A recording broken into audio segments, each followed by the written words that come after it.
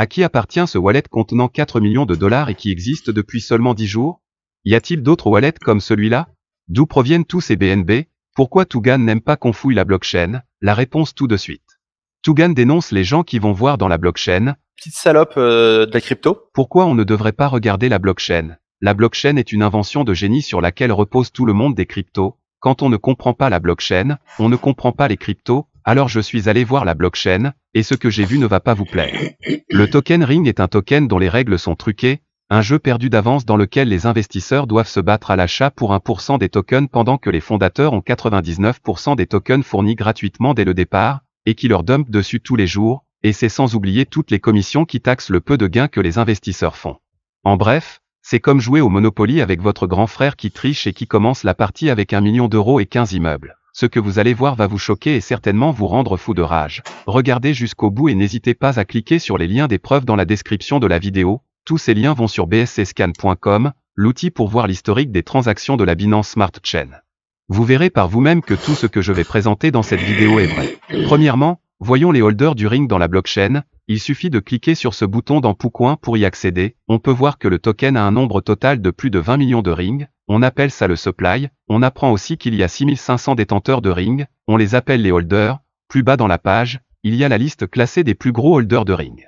On peut voir que 95% des tokens sont détenus par la burn address. Ça signifie que les tokens ont été brûlés, ou burn en anglais. Ces tokens ne sont plus utilisables par personne car ils ont été détruits.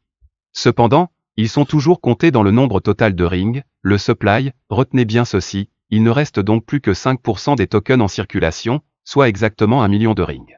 Les 5 holders suivants sont des wallets qui détiennent environ 100 000 à 200 000 tokens Ring. Puis il y en a 3 autres aux environs de 20 000 Ring, et ensuite ça diminue fortement. Le 20e plus gros wallet ne contient que 200 Ring, et le 50e que 30 Ring, ce qui est ridicule comparé au gros wallet précédent. Pour faire simple, 97% des tokens sont détenus par 8 wallets. Ce qui est déjà un énorme red flag pour un token, aucun investisseur averti ne mettrait son argent là-dedans. Comment ces wallets ont obtenu autant de tokens et qui sont ces personnes qui les détiennent? Il suffit de regarder la distribution du token lors de sa création, le lien vers cette page est dans la description. Voici la transaction qui a créé le token. On peut voir que c'est bien l'adresse du token Ring que l'on connaît et qu'elle contient la mention Contract Created. On voit également la distribution des tokens. C'est l'instant de création monétaire et l'unique moment où le Ring a été créé ex nihilo. On peut voir que cette wallet ont été créditées de 10 000 à 220 000 Ring. On retrouve bien les 5 gros wallets de tout à l'heure. La dernière distribution contient 19 millions de Ring. À quoi correspond-elle? Ce sont les tokens burn de tout à l'heure. Ces tokens ont été créés depuis l'adresse 0 et ont été brûlés dans le même instant. Vous allez me demander, pourquoi les avoir créés si c'est pour les détruire au même moment? Eh bien pour fausser les calculs afin de tromper les gens. Si les créateurs n'avaient pas fait cela, il y aurait un supply de 1 million de Ring et non pas 20 millions. Les 5 wallets auraient donc été perçus comme des baleines gigantesques détenant près de 20% des tokens chacune. Personne n'investirait dans un token qui a des si grosses baleines. Tous les investisseurs le savent car ils risquent de se faire dumper leur token à tout moment avec un prix qui crache à zéro instantanément. J'insiste, les créateurs de ce token ont fait ça sciemment dans le but de masquer la taille disproportionnée des baleines. Qui sont les wallets des fondateurs? Si un wallet détient 20% du supply, il détient donc 20% du market cap. On voit sur Poucoin que le market cap est de 250 millions. Chaque wallet détient environ 50 millions de dollars de Ring. Cependant, il n'y a que 5 millions de dollars de liquidité. C'est pour cela qu'ils dumpent tout doucement. N'importe quel de ces wallets peut récupérer 5 millions de dollars en faisant un clic sur PancakeSwap. Mais il perdrait la possibilité de faire un plus gros gain dans le futur. De plus, pourquoi pensez-vous qu'ils ont brûlé un nombre de tokens qui ne soit pas rond? Contrairement au montant des wallets, c'est pour faire croire que le burn s'est passé naturellement, au fil de l'existence du token, et c'est plus crédible qu'un nombre rond. Du côté de la liquidité, il y a 10 000 dollars en BNB qui ont été ajoutés ainsi que 10 000 Ring, soit 1% des tokens. C'est extrêmement faible. Ça signifie que n'importe laquelle des 5 baleines pourrait dumper le prix à moins 95% en vendant rien que la moitié de ces tokens. Le ratio entre les tokens détenus par les fondateurs et ceux disponibles dans la liquidité est beaucoup trop élevé. À titre de comparaison, un projet normal donne entre 1 et 10% des tokens à ses fondateurs. Sur le token Ring, on est sur du 99%, contre 1% pour les investisseurs, 99% de tokens obtenus gratuitement contre 1% de tokens que les investisseurs doivent acheter. Qui va sortir gagnant à votre avis? Maintenant, je vous entends dire, mais ils n'ont pas dumpé puisque le prix n'a jamais fait moins 95%, c'est vrai, le prix n'a pas fait moins 95%, mais c'est seulement parce qu'ils n'ont pas dumpé d'un seul coup, mais petit à petit. Rappelez-vous, lors de la création, Les 4 plus gros wallets ont reçu 220 000 rings et le 5e 100 000 rings. Regardons combien il leur reste maintenant. Le premier a baissé de 6 000. Le deuxième de 25 000, le troisième de 26 000, le quatrième de 34 000, le cinquième a augmenté de 12 000. On peut estimer qu'ils ont stacké ou vendu dans les 70 000 rings, soit 7 fois plus de tokens qu'il est disponible à l'achat pour tous les investisseurs réunis. Si on part sur un prix de vente moyen de 100 $ par token ring, ce qui est assez bas, ça fait déjà dans les 7 millions de dollars, mais ce n'est qu'une estimation car ils ont réparti ces ventes entre des dizaines de petits wallets, ce qui rend les sommes difficiles à compter. Il faut aussi savoir que le token a des frais de commission cachés et qu'une grosse partie est allée directement dans la poche des fondateurs. En regardant une des baleines en particulier, on s'aperçoit qu'elle reçoit beaucoup d'argent et distribue les gains équitablement entre 4 nouveaux wallets inconnus. Cette baleine reçoit en réalité des commissions cachées dans le token ring, et elle est la seule à recevoir cela. On ne peut pas connaître le taux de commission exact car c'est la seule valeur du code à avoir été volontairement cachée par les développeurs, comme par hasard. Voici les montants, il y a plein de pages de transactions comme cela, tous les liens sont en description, allez voir vous-même, accrochez-vous bien, chacun de ces 4 wallets ont touché entre 4 et 5 millions de dollars sous forme de BNB et de stablecoins USDT, USDC et BUSD.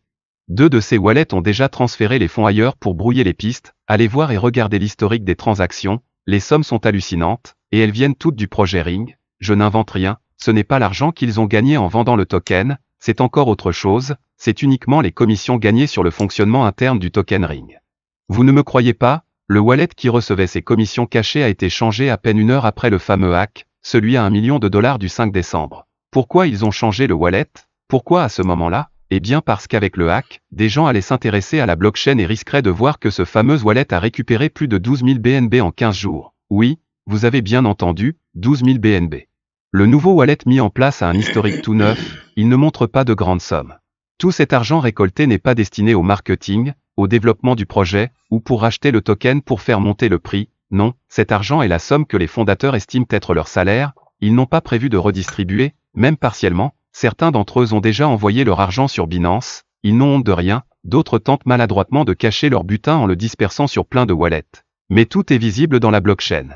Quelles sont les preuves que Jean-Marie Corda et Tougan Barra font partie de ses fondateurs? Depuis le Checkpoint, ils déclarent ne pas être à l'origine des nouveaux projets crypto à part Unity, le Gucci Cake, ce n'est pas eux. Le NFT Headless Chicken, ce n'est plus eux. Le Ring, ce n'est pas eux non plus. Mais alors, pourquoi ceux-ci ont été faits avec Frogtech et ont bénéficié d'une promotion active de la part de Corda et Tougan, autant personnellement que sur leur canal Crypto Factory? Il est évident que si ces deux entrepreneurs font la promotion d'un token, ce n'est pas pour gagner moins qu'un investisseur. Tougan est économiste de formation, son premier travail a été de faire prof d'économie pour les autres étudiants, il l'a déclaré plusieurs fois. Il est advisor sur le projet Ring pour choisir l'économie du token, donc sa distribution, et pour optimiser le fonctionnement. Mais voilà, les founders n'ont pas dumpé. Les wallets, enfin les devs n'ont pas dumpé. On souffre également, enfin l'équipe souffre, pour moi en tant qu'advisor je suis un peu contaminé quoi. Enfin je m'associe à la souffrance on va dire quoi, donc on va dire on souffre autant que les holders en fait, on se fait autant défoncer.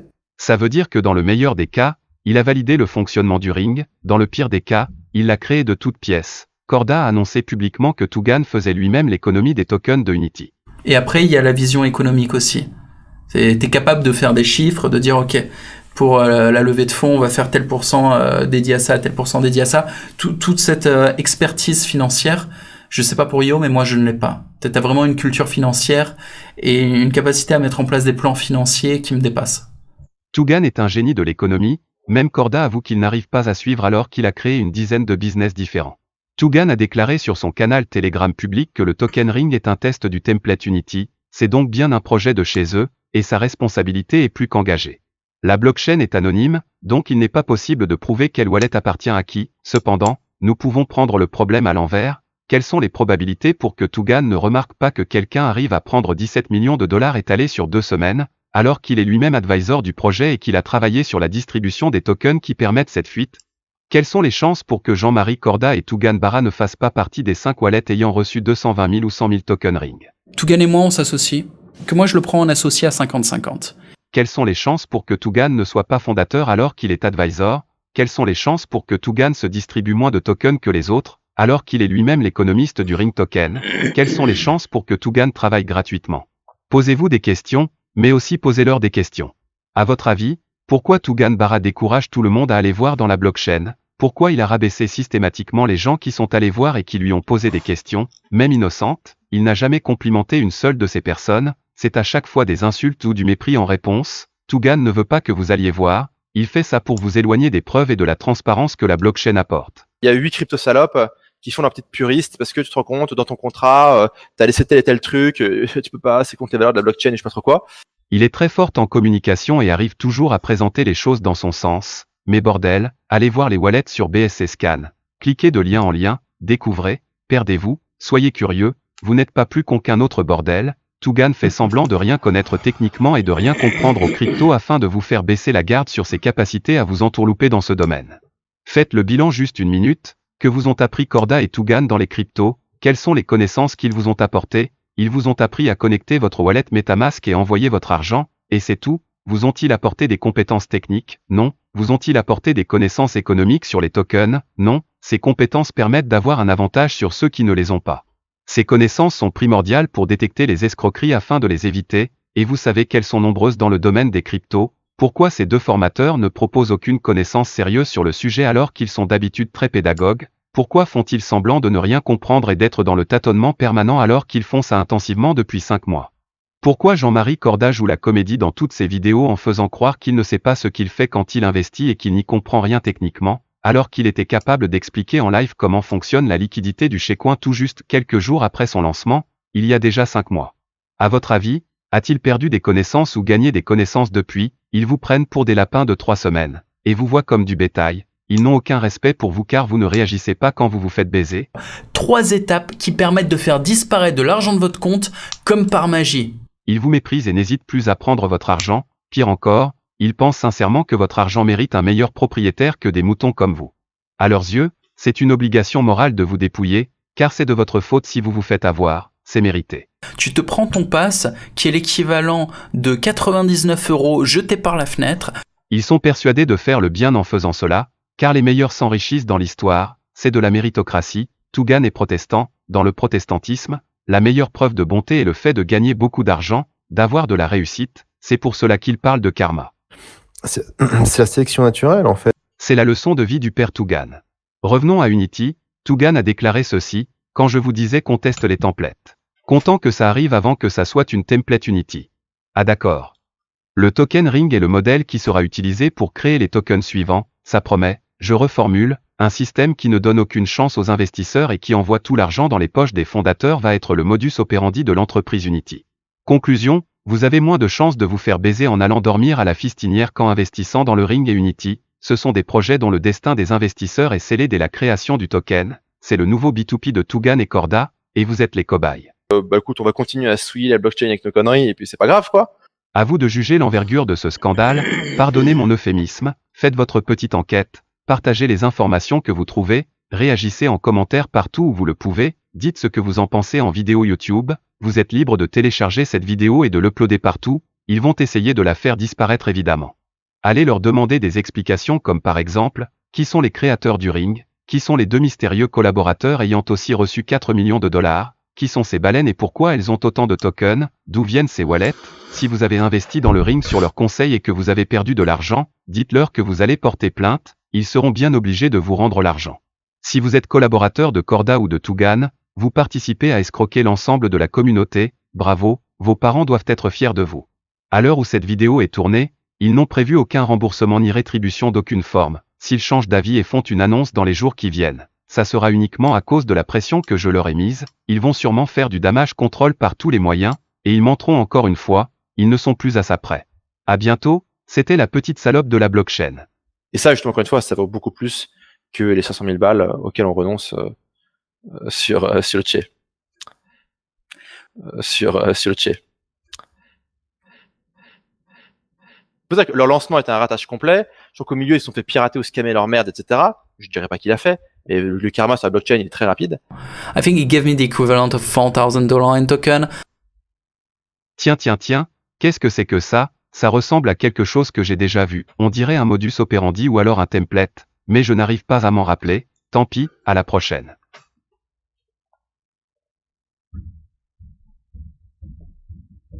Encaisser 2 fois le mec, moi ça me dérange pas, mais... This is not financial advice.